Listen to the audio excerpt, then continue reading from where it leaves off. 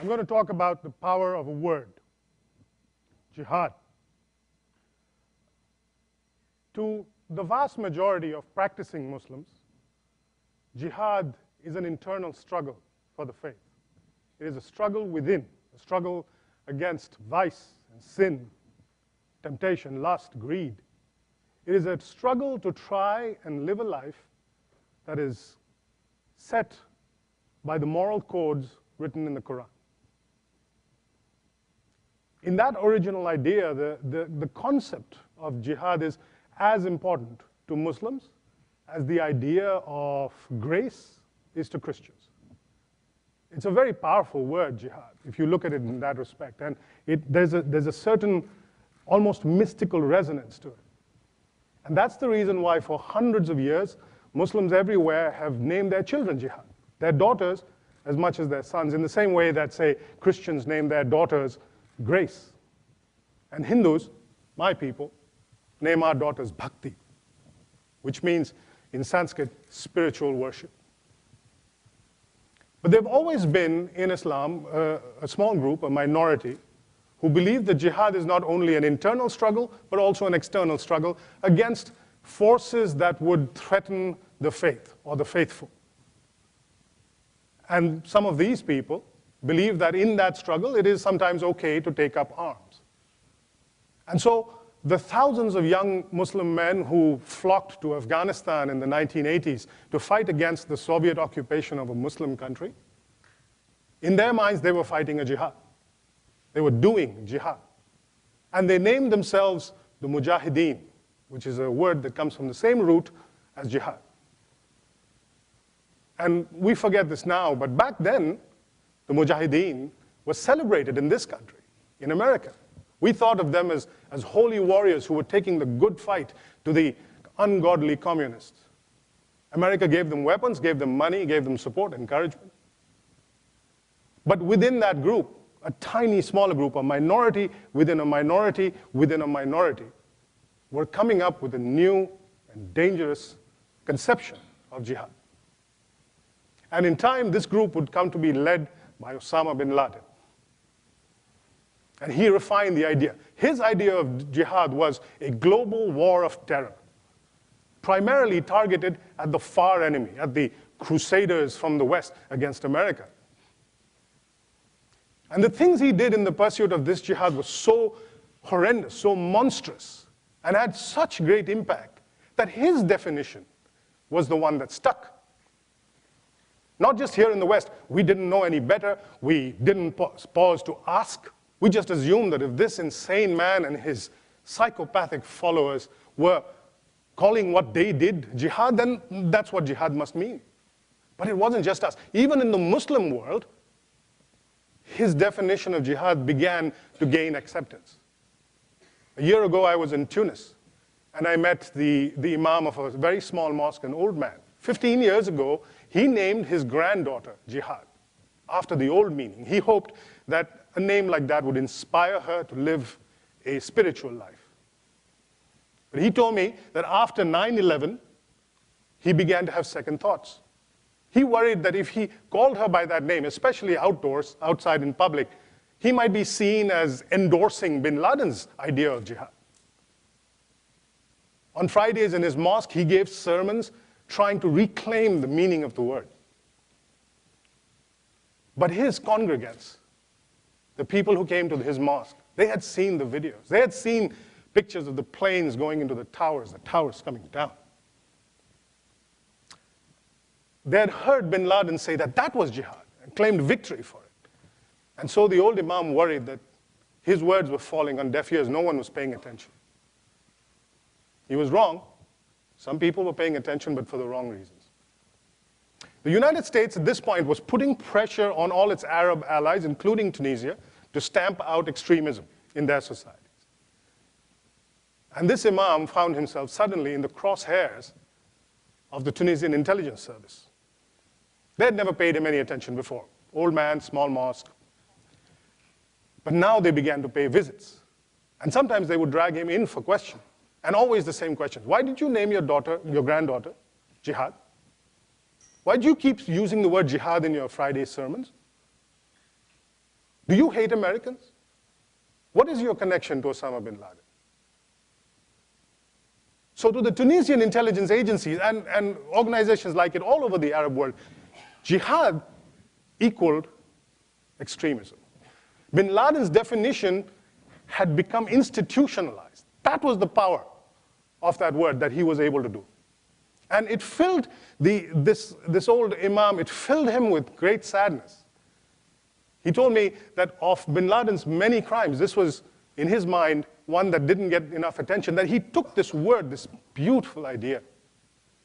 He didn't so much appropriate it as kidnapped it and debased it and corrupted it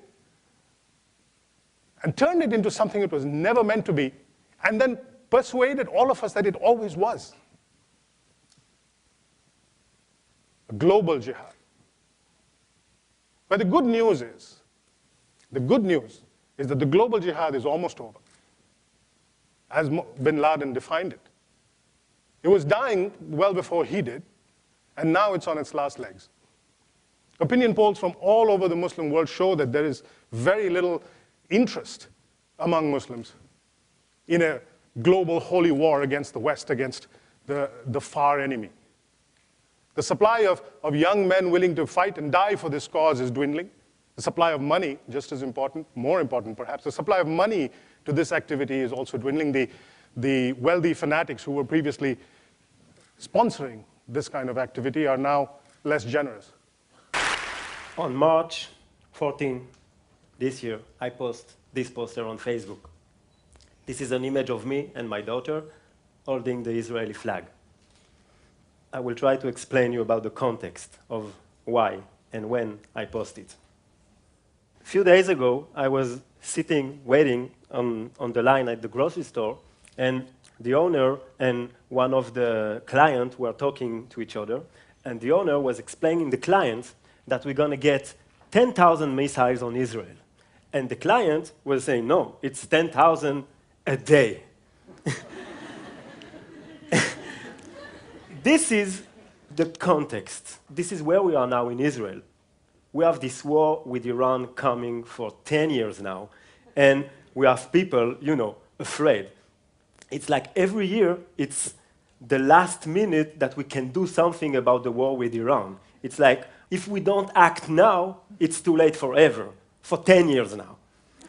So at some point, it became, to me, I'm a graphic designer, so I made a poster about it, and I post the one I just showed you before. Most of the time, I made posters, I post them on Facebook. My friend like it, don't like it. Most of the time, don't like it, don't share it, don't nothing. And it's another day. So I went to sleep, and that was it for me.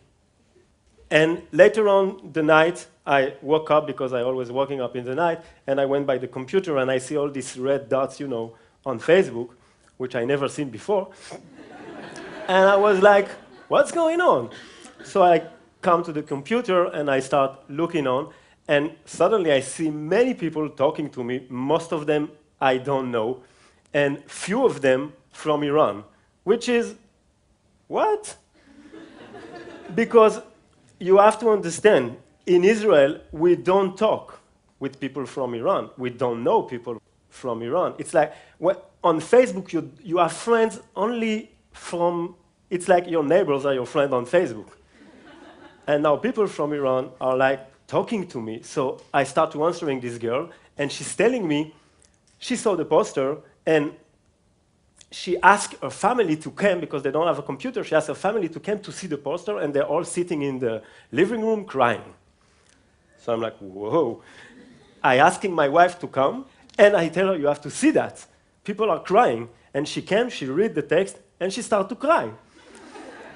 And everybody's crying now. So I don't know what to do, so my first reflex as a graphic designer is, to show everybody what I just seen, and people start to see them and to share them, and that's how it started. The day after, when really it became a lot of talking, I said to myself, and my wife said to me, I also want a poster, so this is her.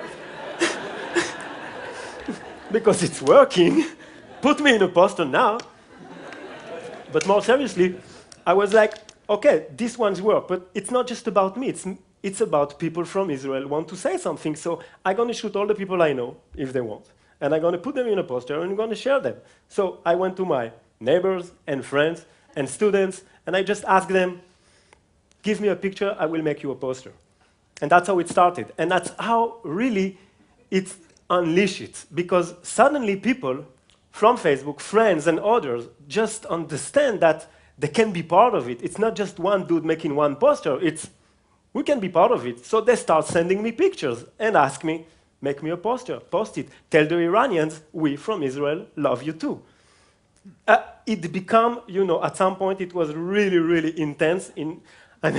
So many pictures. So I asked friends to come, graphic designer, most of them, to make poster with me because I didn't have the time. It was a huge amount of picture. So for a few days, that's how my living room was. And we received Israeli posters, Israeli image, but also a lot of comments, a lot of messages from Iran. And we took these messages and we made poster out of it because I know people, they don't read. They see images. If it's an image, they may read it. So here's a few of them. This one is really moving for me because it's the story of a girl that has been raised in Iran to walk on an Israeli flag to enter her school every morning. And now that she sees the posters that we're sending, she said that she changed her mind. And now she loves that blue, she loves that star, and she loves that flag, talking about the Israeli flag, and she wished that we meet and we come to visit one each other. And it's just a few days after I posted the first poster.